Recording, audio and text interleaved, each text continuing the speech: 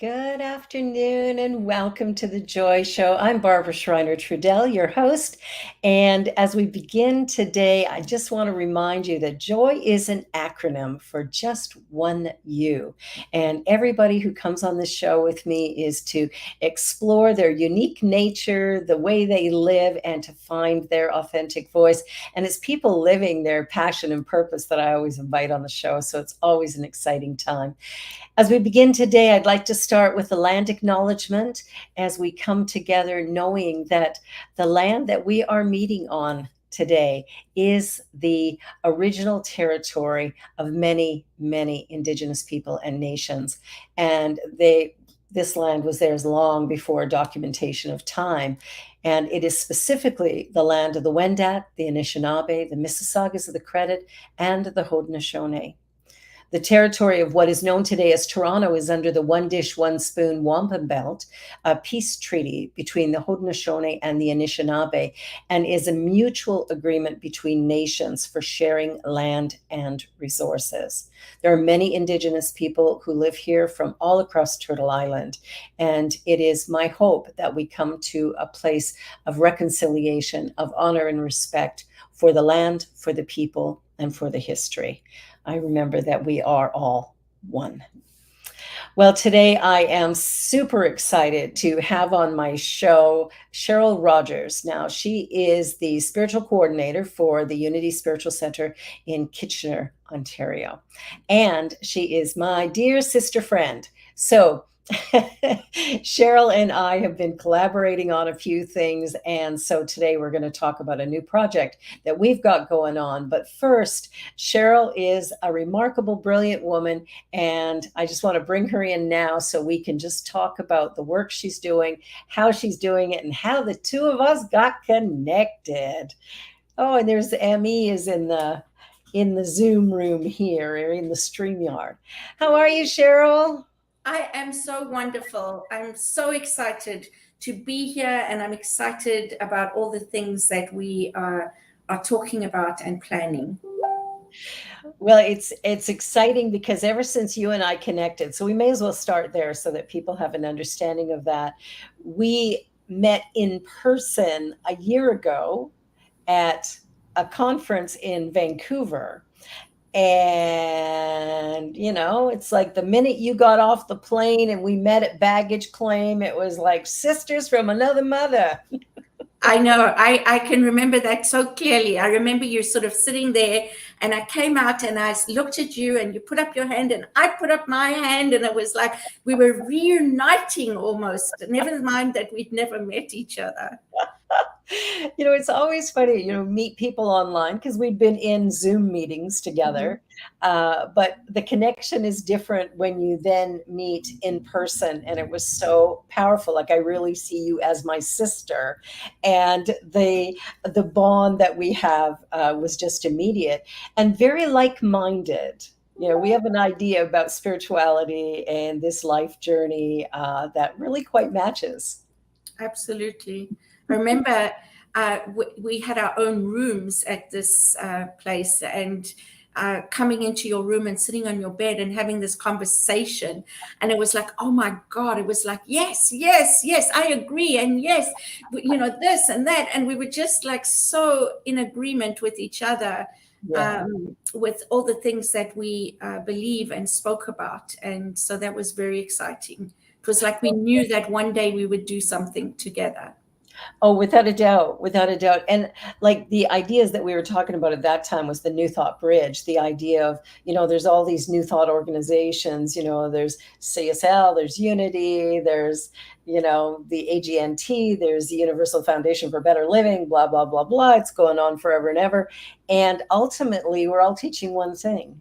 Yeah. Teaching oneness. And so we've talked about that, bridging those gaps, bringing together everything so that we're all kind of supporting each other and moving forward. And you and I have been doing some of that, collaborating between our organizations. But what I'm really excited about is our new show that's going to be right here on the New Thought Media Network starting next Wednesday at noon Eastern time, called Spirit Cafe. There's your cue. Very Yeah, clever. you're a And clever. yeah, just inviting courageous conversations to take place and to be able to create a safe space to talk about things that are sometimes challenging and difficult to talk about. And sometimes we don't have a place for that. So I think that's what our intention is, to have that space.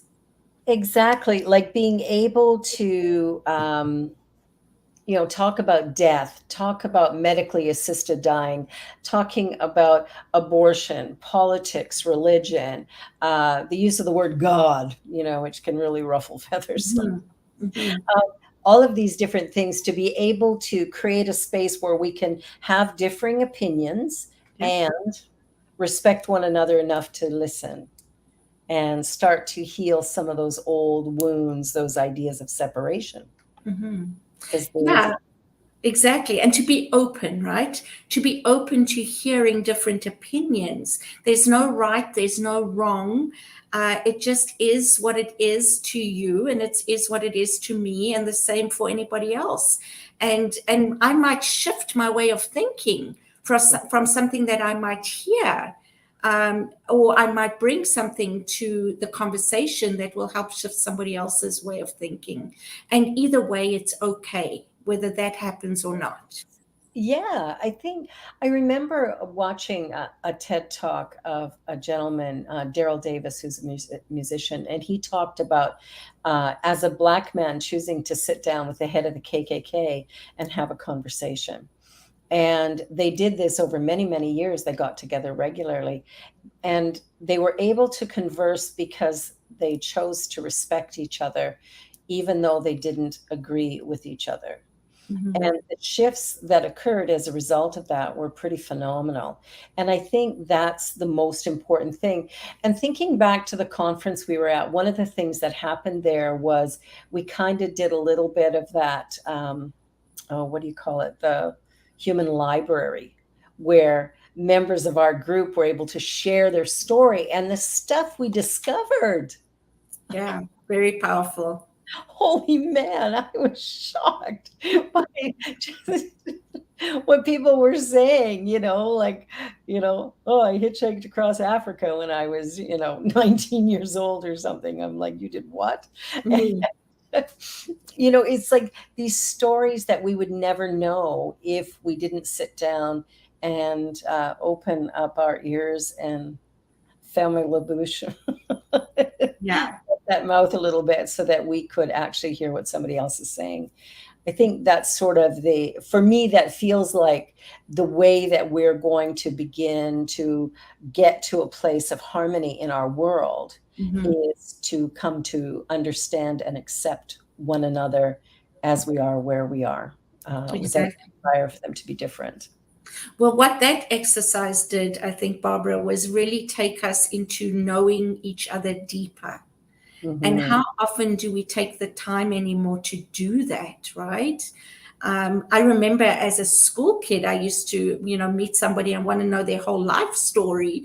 But right now, we've just become so busy and it's like, oh, what's your name? Where are you from? What do you do? Okay, nice to meet you, kind of thing, right? Yeah. But yeah, to get to know each other deeper and see the depth of each individual was really lovely. Yeah, it kind of changed, because we all have perceptions of each other, Mhm. right? We look at somebody and within probably 10 seconds, we've sized them up, who we think they are. And we probably couldn't be more wrong. Yeah, exactly. It's, but we do it all the time. It's like, oh, this is this is that. What I found really remarkable in that whole process, because it was everybody on the Unity Canada board that was meeting, it's like we all knew each other a little bit, but the truth is we really didn't know each other Yeah, at all. And that the conversation that we had and that willingness to share our story, whatever we were comfortable sharing, really made a huge difference on how, I mean, I was in awe of Vicky when she was talking about, hitchhiking across Africa. I'm thinking, a little white girl hitchhiking across Africa? Like, are you kidding? Like, who is that? Mm-hmm.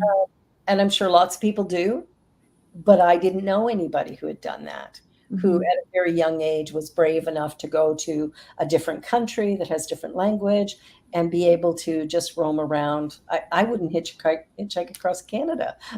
And I live here. Yeah, well, I wouldn't do that today, that's for sure. But many years ago, it was still quite safe. But Mm, I think what you're speaking to is needing to take the time, because that's what we did. We took the time, we put aside the time to do that, rather than just work, work, work, work. Like, yes. and that was really an important piece of Mhm. being together. And I think that we need to think about that more in all areas of our life. I agree. One of the things that I really appreciate, and I've taken it into other things, is on the Unity Canada board where we both serve, the heart seat that we do at the end of every meeting, where we appreciate one of the members. Everybody goes around and says how much they love, appreciate whatever that individual. And there's something really lovely about that because it causes you to stop for a moment and go, what is it that I really know about this person? Mm-hmm. Because now I need to speak it. So if I don't know much, I better get some information before the next time because it would be a little bit embarrassing. But I think what I love about it is how loving it is and how kind and respectful and honoring that it is. And so I'm now doing it with my board at CSL. We complete every board meeting with that. And then also I'm on a more corporate type board with PWA Toronto, and I've introduced it there. And it is being very well received. And, again, it's taking the time out of our busyness. And interestingly to me, all three of these boards operate very harmoniously. Mm-hmm. And I think there's something to be said about how we close our meetings, how we start our meetings that actually creates that space. Mm-hmm. So Yeah, yeah, I love that. yeah. It's all about energy, right? And the energy we create together. Hmm. Everything is energy. Mm-hmm. So that Exactly. that's a way of looking at things too that sort of changes it when we go, there is only energy, there's only one form of energy actually, and then it manifests based on whatever mold we create here, we form it. So the idea of mind over matter, it's really mind into matter, Mm-hmm. in a way. Yeah. Exactly. And I mean, Unity teaches that, CSL teaches that, just so many new thought movements. And so again, it's really about, let's talk about what each other is teaching and experiencing, because it needs to be, one of the principles is that we need to walk the talk we know Yeah. and experience it. And it doesn't belong to any one person or any one organization. Yeah. And I think the more that we honor one another, I think that's the message that's becoming really loud and clear. Even the course we took this morning, it's not so much about the organization or whatever, it's about the individuals and how we create community. And I think these conversations that we'll be having on Spirit Cafe are all about talking about real life situations, real life experiences, what's happening in the moment, whether it's on the news, if it's something in our communities, where we start having those courageous conversations. Like we talk about gun laws, we talk about abortion, we talk about women's rights, we talk about racism, and we begin to sort of unearth what people are thinking and feeling, not to say here's the right answer or the wrong answer, but rather to open up conversation and dialogue so that we can all come to learn something new. And I think if we're teachable, then anything is possible. We Mm-hmm. actually could arrive at a more peaceful and harmonious world.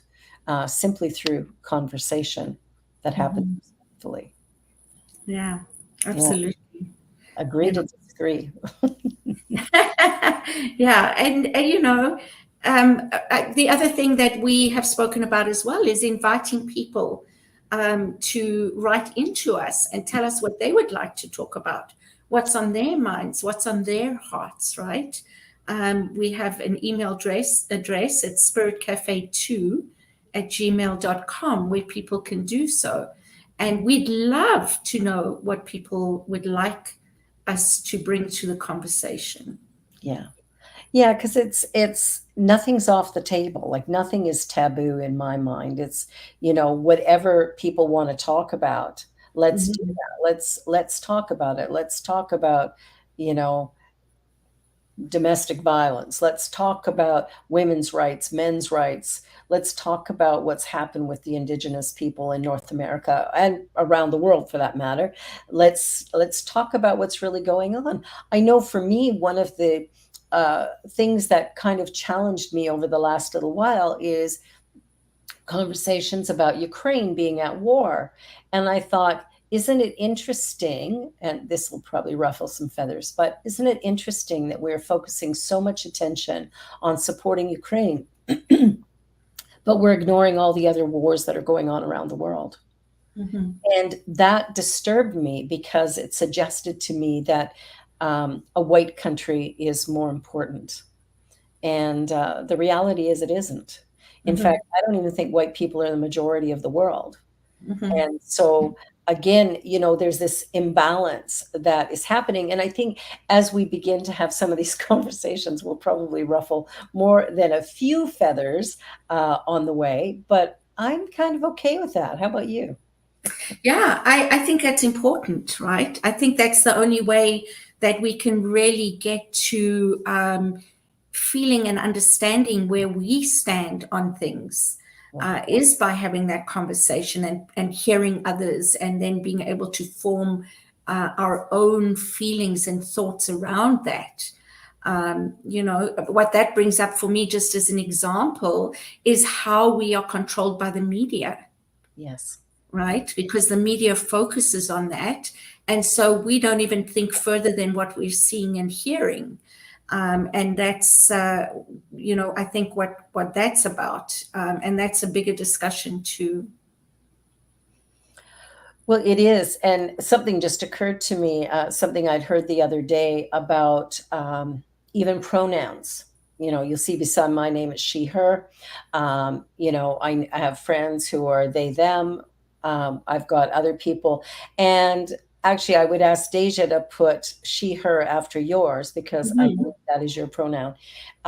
Because I think we honor everyone by honoring whatever is evolving. And what's evolving right now is this conversation around gender, which to me is such a silly conversation. Like when I fill out a job application, why do I need to put in gender?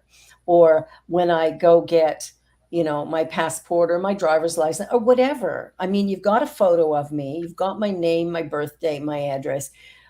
Unless you are my medical doctor, you don't need to know my gender. Like, what has that got to do with anything? So I always find that this is a conversation that, I'm looking at going, how do I create more inclusion? So because people who are shifting their pronouns are announcing them, I feel that I need to announce mine just to honor that space, that it's not just, somebody who's different than she or him, but rather all of us can begin to honor the whole journey.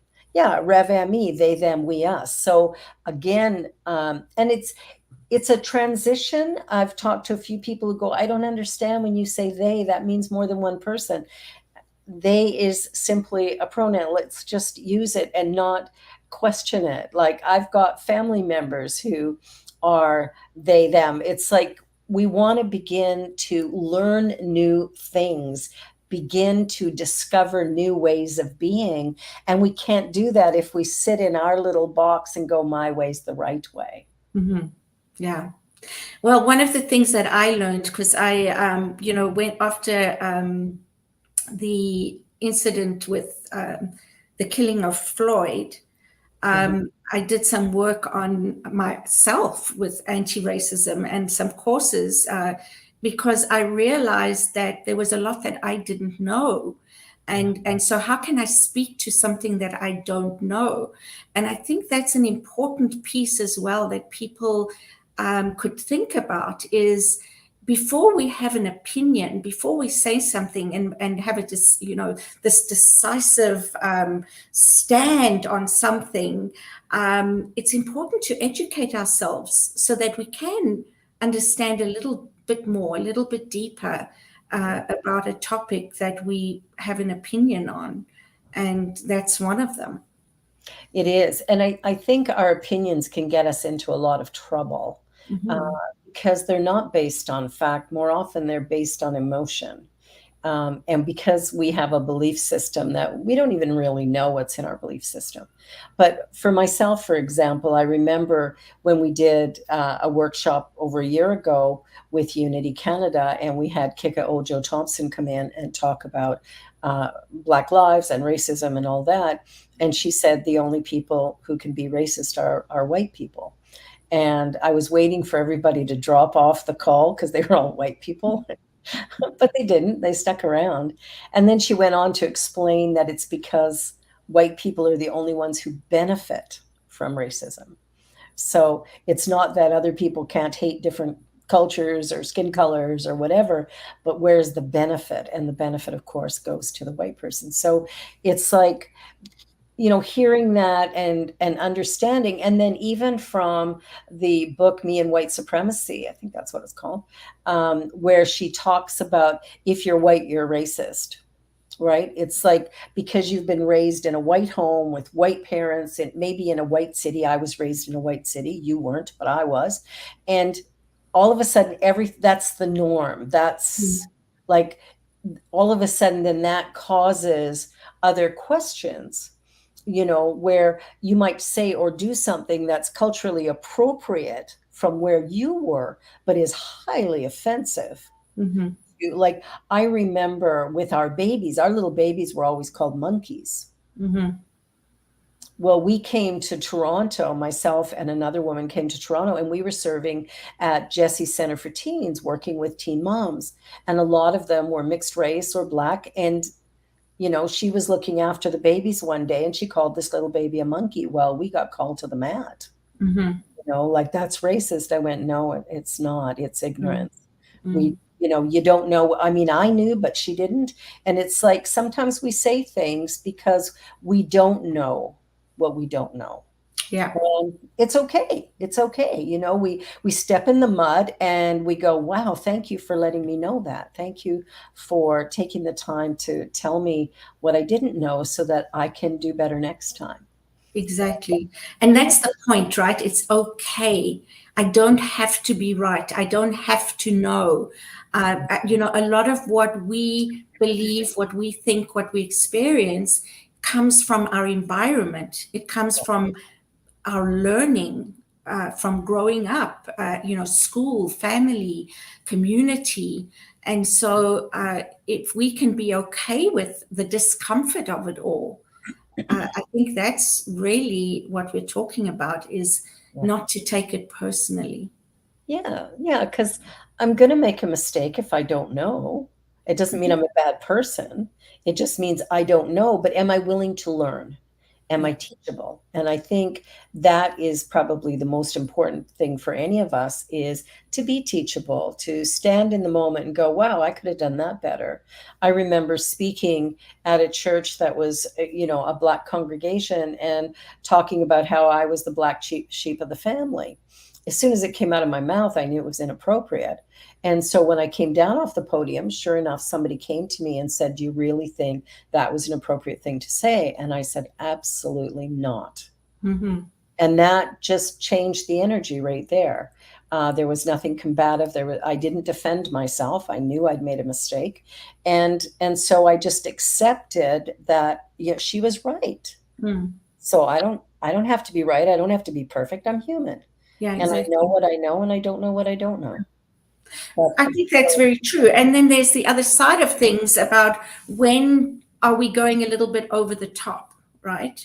absolutely, When are we um, calling somebody on something when really it was never not just meant that way, but it was never, I don't know. I just think that sometimes we go from one extreme to another. And Mhm. so, how do we land in the middle where we can be respectful and loving of each other and not always be in judgment and attacking or feeling Yeah. bad about something? Well, and I think that's part of it because I remember another time I said something that was inappropriate that I didn't know. And one of the members phoned me up and said, I know nobody else will talk to you about this, but I love you. And I just want you to know that when you say this, it sort of gives this impression to some people. And I went, well, thank you for telling me that because I didn't know. And now I won't do it again. And what's happened is, I mean, it was done lovingly and gently and respectfully. And I received it with love because I simply didn't know, and she knew I didn't know. Mhm. But what was wonderful is it has raised my level of understanding to a point where I now see how insidious racism is and how it is all over everything about how white is best. And so it's interesting for me now to look at some of the things that are going on in the world and going, well, we could alter this or change that or Mhm. begin to view things in this way. So I think there's kind of an excitement in me about that. It's like I'm learning things without blaming myself or judging myself. And I think that's part of the journey that we're on too, is to be able to hear a different opinion without feeling like, oh, I'm such an idiot or I'm so bad or I'm so awful, but to go, wow, thank you. Like, that's Mhm. so cool. I had no idea. And we Mhm. learn something and then we grow from that, Yeah. which, hopefully is what most of us are doing. And like Rev Me said in the chat, our language has evolved, right? Mhm. And so as we look at language over the generations, it's like things are different. Kids a few years ago were talking about everything's bad or, but they meant good. Mhm. So it's like we look at language and understand that, I mean, I believe words have power. So how we use them and the intent behind them also has value in it, validity, right? So Absolutely. yeah, so it makes a big difference. We're going to take a brief commercial break. So hang on, everybody. We're going to be right back with more interesting conversation with the beloved Cheryl Rodgers and myself. Stay tuned to The Joy Show.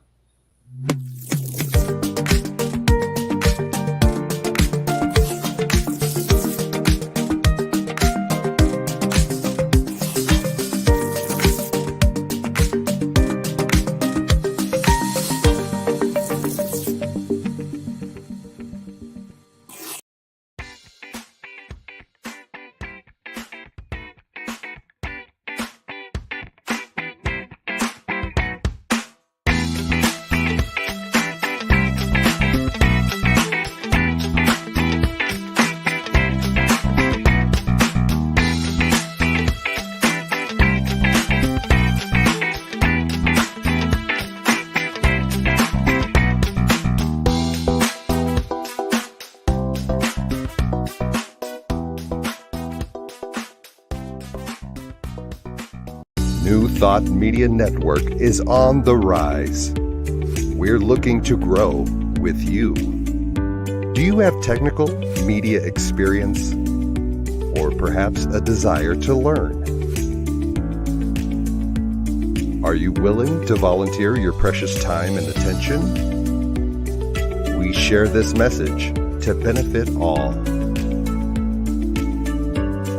If you possess a computer with a camera and a microphone, we will share our knowledge with you.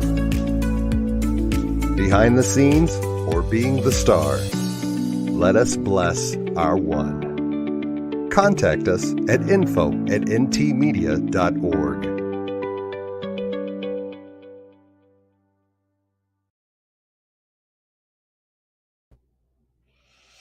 Welcome back to the Joy Show. I'm here with my dear friend, beloved sister, Cheryl Rodgers, and we're talking a little bit about a show that we're starting next week on New Thought Media called Spirit Cafe, and it will air noon Eastern time on Wednesdays every week, sometimes with a guest, sometimes without, but we're going to be touching on topics that might be a little uncomfortable for some. And what we want to do is bring up differing points of view and to create conversations that help to build understanding and help us to maybe create a greater sense of comfort in the world around us. So, Cheryl, what some of the topics that are on your mind that you think we need to dig a little deeper with? Anything in particular? Well, I think you mentioned a lot of them. I definitely what we've talked about is seeing what's going on in the news, in the media. I think it's important to even just talk about media, to talk about politics, to talk about religion, sex. All the things that we've always been told. When you're socializing, don't talk about that. Well, why not, right? So. And I think it's important as well for people to be able to give us some thoughts and ideas. What's on your mind? What's worrying you? What's inspiring you? It doesn't have to all be negative. Like, let's talk about some good things that are happening and your perspective on that as well. So I think it's the world is our oyster. Well, that's it. And I love that idea of just exploring every imaginable topic, Mhm. whatever it is. I mean, there's so much going on in the world around us, and we have the ability to begin to talk about things in ways that we never have before. I remember growing up where what happened in the household stays in the household. You just don't share what you're thinking, what's going on, because people might judge you. Yeah, they Mhm. might. It's okay. Mhm. But Mhm. let's talk about the things that really matter and talk about things that are really important. My daughter said to me yesterday, she's 17, and she said to me, "Wow, you're the coolest mom." And I went, she goes, "Well, you just talk about everything."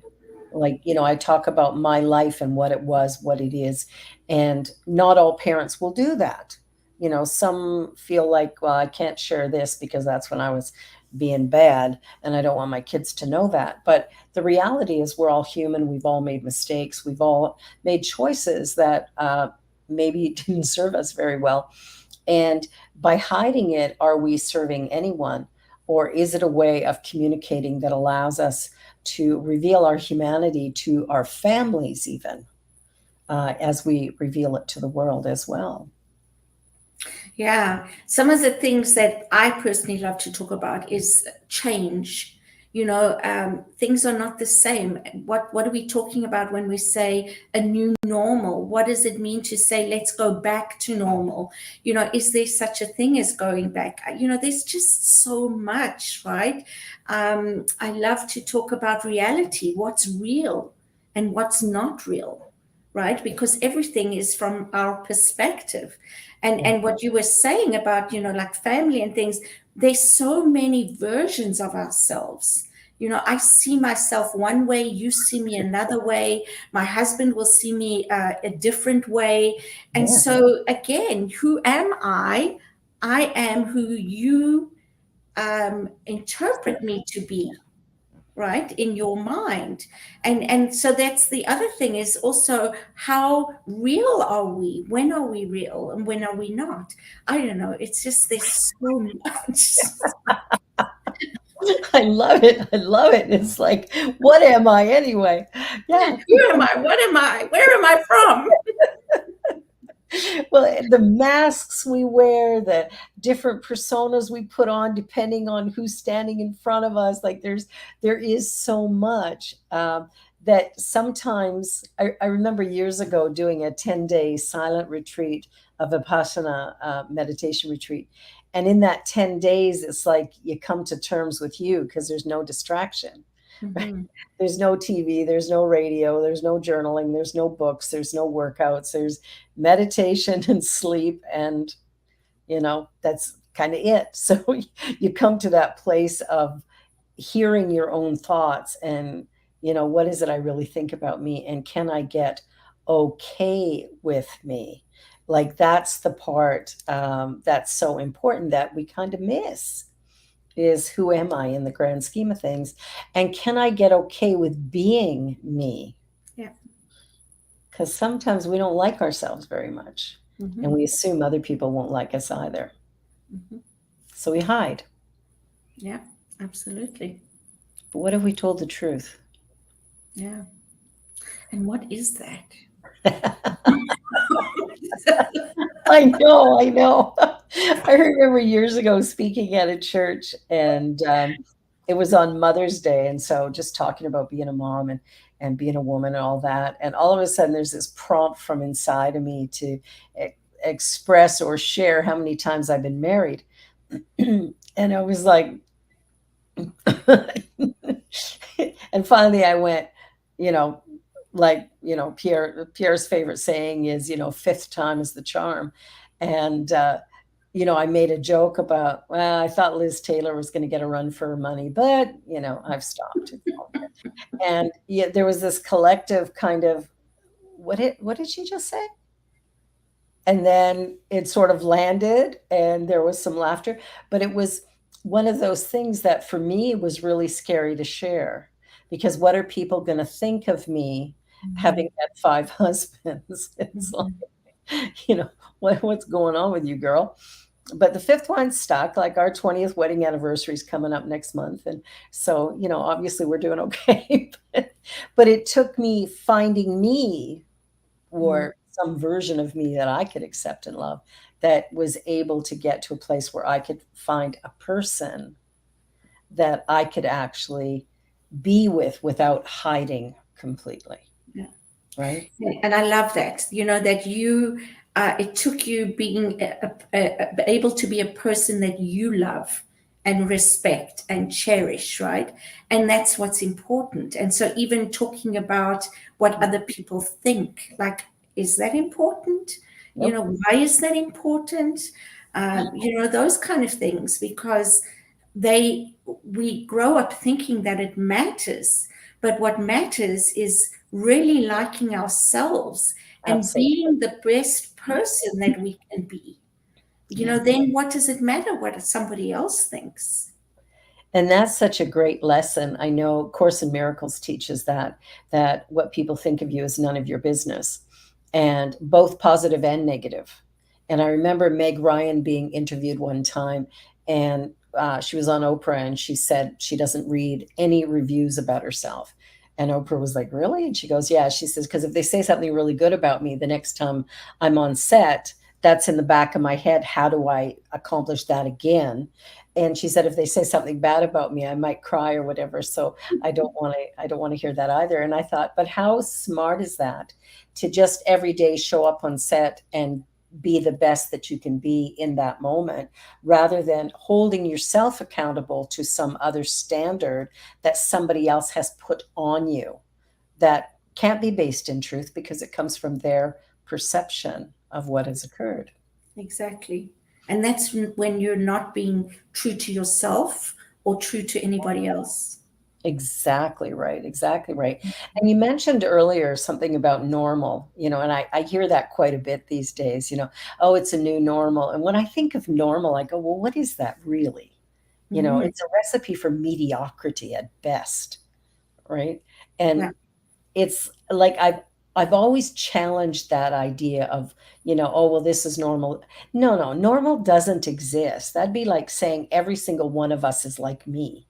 And so that becomes the basis of normal, right? So if you're not like me, which of course no one on earth is, then all of a sudden it's like everybody's off somehow, right? But what if normal doesn't exist at all, never has, never will? But what there is that natural expression that we bring to the table or not, Yeah. right? And I just live my life and my joy and tell the truth and do it quickly. Exactly. Just one you, right? And so when we talk about oneness and who are we or what are we are unique expressions. We say that we are unique expressions of the oneness. And so there is no such thing as normal. It's really just about opportunity, it's about potential, it's about just being able to do the things that we can do. And you know, one of the things, I mean, I'm not big on religion, I'm not big on the Bible, I'm not big on any of that. But one Right. of the things I always say is that when we talk about made in the image and likeness of, man has made God in our image and likeness, right? And so where we are made in the image and likeness is that we are creators.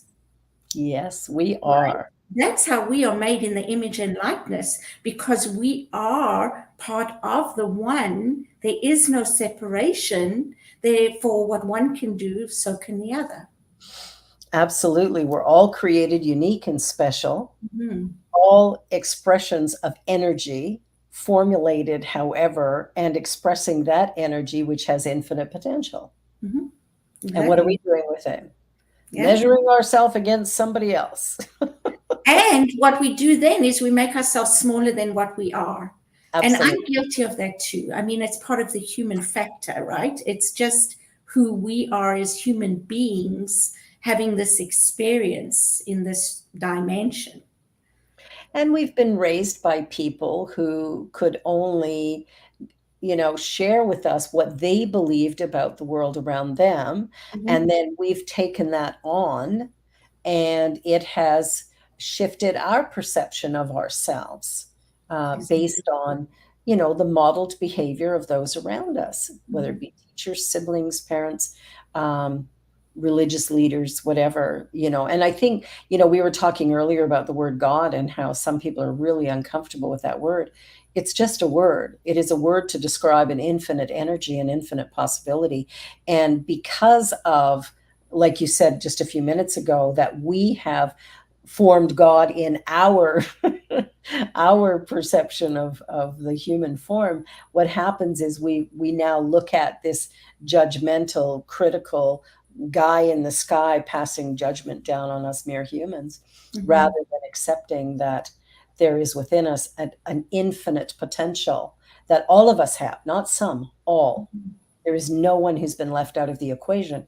And so when we come to understand that the energy that I possess is the energy of the universal one, I'm just an individualization of it.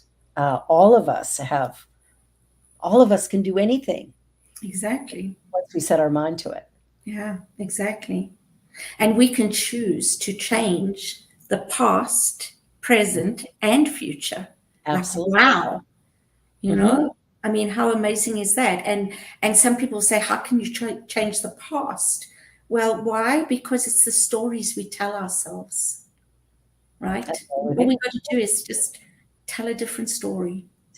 And I've done that with a number of my clients where, there'll be a particular experience that they've had that they have judged as being really horrible, awful. And so the experience, the memory of it is so negative and so hurtful and so harsh. And I've invited them to go back and remember it the way they do, and then end it, and then go in again, almost like a movie theater, and project onto that movie screen what you would have liked to have experienced instead. Mm-hmm. And so then every time you think about the story, that's the memory. Like you just keep running it till it becomes your reality. And Mm-hmm. that's how you change the past in that moment, because now the hurt that you had around whatever you perceived that experience to be is now changed. Mm-hmm. And so the past is different because the way we look at it is different. I had an experience when I was 11 in grade 6, and I had missed a day of school because I was homesick. My dad had written me a note. That was in the day when they didn't phone the schools. They just wrote you a note and you take the little piece of paper in. And so when I went back to school the next day, I didn't bring the note with me. I'd left it on the kitchen table. And so I go in and my teacher is like, "Where's the note?" And I went, "Oh, I forgot it home. I'll bring it back after lunch." And I get called to the principal's office. And the principal's yelling at me for lying about being sick. And I'm like, "Well, I was sick." And he goes, "Well, I phoned your father, and your father said he knows nothing about you being away from school that day." Well, I was like, that was like the ultimate betrayal. So I went home and I got the note and I brought it back. And, the principal was beside himself. He felt so terrible for having jumped all over me. And what's interesting is I held that betrayal for so many years. And then a couple of years ago, I thought, my dad had a habit of jumping to conclusions. And I thought, I wonder if when the school phoned him on the Friday, if he was in his mind going, "What, she's not at school today?" Mm. Like, did he not listen? Because that kind of was his way of being, to not really listen clearly to what was going on. Mhm. And by doing that, I healed the whole thing. Because now there was a bit of doubt as to whether my perception of events was accurate. Mhm. And so the past was changed. There Yeah. was something new because I decided to view it from a different standpoint. And we Mhm. always have that ability to do that. We're very Mhm. powerful. Mhm. Absolutely. I love Emmy's comment as well, is if she doesn't like the end of the story, she changes it often. And then she says, "I am transformed by the woundedness I may have felt." And that's exactly it, right? Because the subconscious doesn't know the difference between what is real and what isn't. And I Yeah. mean, that's scientific. I remember reading about that. Oh my goodness. I don't want to age myself, but I don't know, over 35 years ago. I don't know if you remember a book called Cybernetics. I do. Oh my, and I just remember, that you could really just shift things by conditioning your mind and using your subconscious, because it doesn't know the difference. And so that's exactly what we're talking about here. And it's one of the things that I have shared a lot is the idea that each event of itself is neutral. And then whoever's looking at it makes a decision, right? Calling it good or bad. Mhm. And depending on the label that gets put on it, then the experience comes out of that. Because if I look at it and I go, "Whoa, that's bad," then all the negative emotions come up: anger, pain, sorrow, grief, whatever. But if I look at it as good, all of a sudden it's joy, peace, happy, freedom, love, whatever. But none of that's real. It's Mhm. all an effect of a thought that I had about a neutral event, Exactly. The meaning we give things. meaning we give things. That's one of the things I like in the Bible where, when Adam is given the task of naming everything, and God says, "Whatever you name a thing, that's what it will be for you." Mhm. And that holds true today. Mhm. If I name it bad, then that's my reality. And I come from a family of 10 kids. Now we can Mhm. look at the same day and every one of us have a completely different experience of it. Mhm. That was right. Exactly. And we have the same thing in our family. We're three girls, and oh my goodness, speak to each one of us. You'll think we lived in different places with different parents. It's like crazy for Yeah, sure. Yeah, yeah. yeah. I'm sure that's many people's reality. Oh, So I mean, that speaks to what we're talking about is the way we perceive things and the meaning we give it. And I'm really appreciating Mary Ellen's comments. I think she's definitely seems to be on the same page. So I'd love for you, Mary Ellen, to put in our chat some of the things that you would love to hear or talk about in our yeah. future conversations. Well, Mary Ellen, she goes by ME. Rev ME is my associate minister at the Centers for Children Ah, and the Leg. She's my associate. So You'll get to meet her in person on the 12th when we do our first Wonderful. service. But Mhm. Emmy has got a great perspective on all of this, and she's been studying this teaching for a very long time. So yeah, Emmy, send us some questions and things because boy, we would love to hear. Yeah, great. She says yes, she was thinking of writing for next week. I That would be wonderful. Yeah, And yeah, certainly invite anybody to send in different thoughts and ideas. And even if we don't get to them one week, we'll get to them another.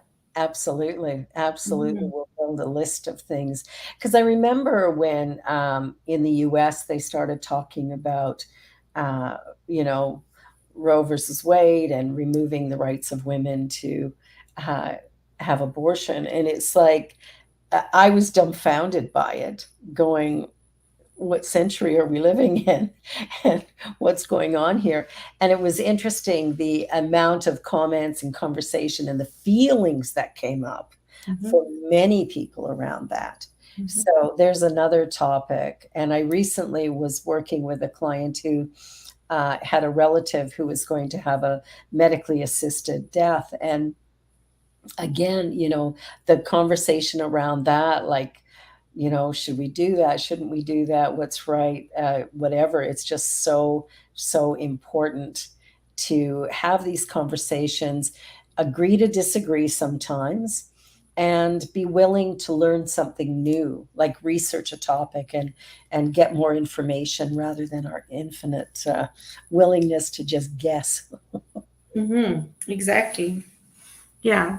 And I mean, we do come with our opinions, our thoughts, all that kind of thing. And that's okay until we know better, right? Like that might be okay until the day we die, or it will be something that can change in the future. And there's no judgment. There's no, Um, you shared earlier on, and maybe you can speak to that again, that mission you had about everyone being welcome, and I think that's important. Yeah, the mission that I have at CSL on the Lake is to welcome you as you are, where you are, without judgment or criticism, providing a sacred place of learning and growing as you seek to achieve your greatest dreams. Mhm. And that to me, and then, goes on to talk about how we do that. But, oh, how do we feel towards Putin? Mhm. Well, Exactly. like everyone else, Putin is simply an expression of the one and choosing to express however he's expressing. And we can have judgment about that and anger and frustration and whatever about it, or we can begin to come to a place of striving to understand and to be loving. Like I always look at anything that feels like it's causing challenges in the world around me. I want to turn around and be able to accept a differing opinion. It's not mine. I can't agree with it. I personally don't believe in war. I don't think violence solves anything. So for me, I have to get past my judgment of here's a bad person to recognizing here's a person who is doing what they believe is best in their own understanding. And so what I want to do is just bathe that individual in our world in an energy of love and lift myself out of the question or the statement or the judgment and just go, they're doing what they're doing. And I don't have the inside track to that. I Mhm. don't know this person personally, and I don't live inside their head. So there's, Yes, and difficult conversations are on and just beginning, you yeah, see. yeah, me. And there so what I would come from is, yes, I think that's wonderful. And I think you're probably a little bit more enlightened than me, because I keep thinking, why doesn't somebody take him out? But